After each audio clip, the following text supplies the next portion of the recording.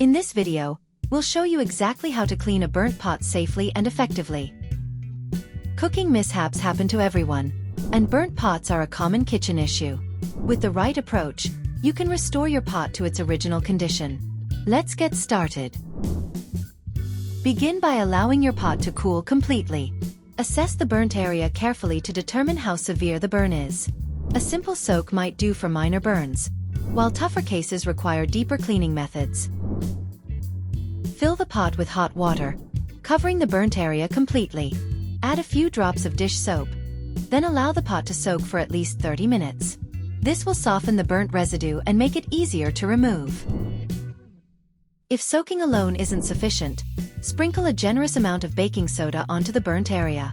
Add enough water to form a paste. Allow this mixture to sit for another 15 to 30 minutes to further loosen stubborn burnt residues. Use a non-abrasive sponge or scrubbing pad to gently scrub the pot. Avoid metal scrubbing pads that can damage the surface. Scrub in circular motions, applying gentle pressure to effectively remove residue without damaging your pot.